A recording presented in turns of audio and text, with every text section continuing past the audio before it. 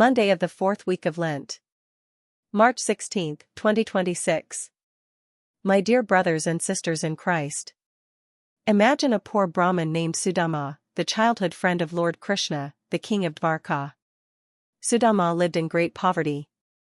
One day his wife urged him to visit his old friend. Though they had nothing, she tied a small bundle of flattened rice, the only food they had, as a humble gift. Sudama set out on his journey not asking for riches, not demanding proof of Krishna's love, but simply trusting the friendship they once shared. When Sudama arrived, Krishna welcomed him with great joy. Though Sudama hesitated to offer his small gift, Krishna received it eagerly and ate it with delight. Sudama never asked for anything. Yet when he returned home, he found that his small hut had been transformed into a palace and his poverty into abundance. Sudama trusted the relationship, not the reward. And that trust brings us to the gospel we heard today. In today's gospel from the Gospel of John, Jesus returns to Galilee after performing signs in Jerusalem.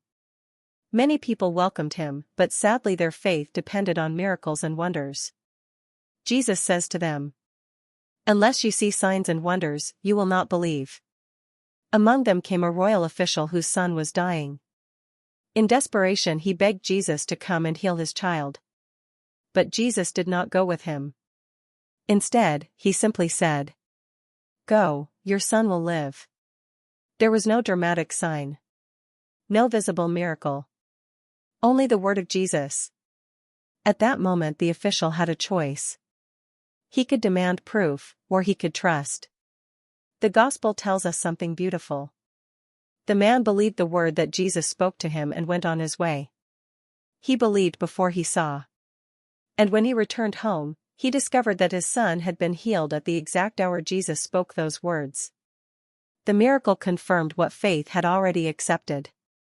My dear brothers and sisters, this kind of faith reminds me of another simple story. In a village suffering from severe drought, the people gathered in the church to pray for rain. Everyone came with folded hands and anxious hearts. But among them was one small child who came holding an umbrella. The adult smiled and asked, "Why did you bring an umbrella?"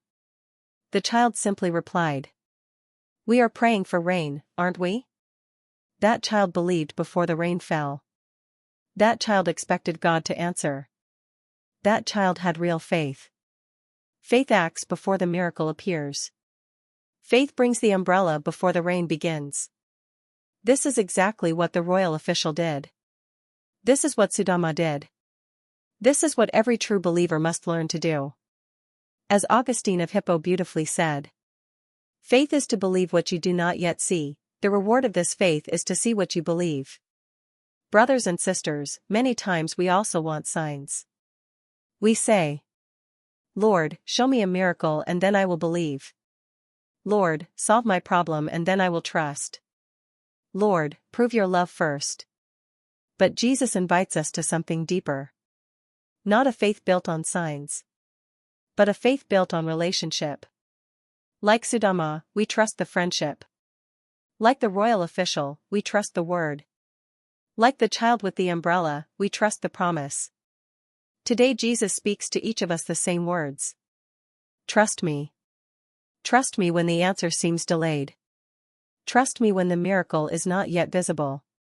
Trust me when the road ahead seems uncertain. Because authentic faith is not about chasing signs and wonders.